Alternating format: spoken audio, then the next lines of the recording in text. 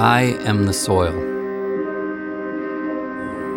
I am in the hills and in the valleys, the farms, the orchards.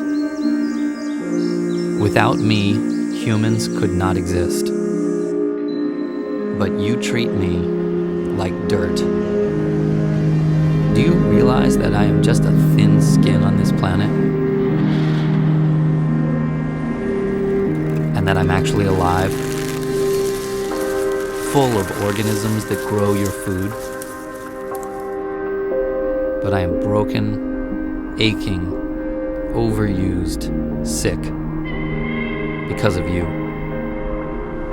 You have withered me away to less than half of what I used to be just over 100 years ago. Are you paying attention? I am turning to dust.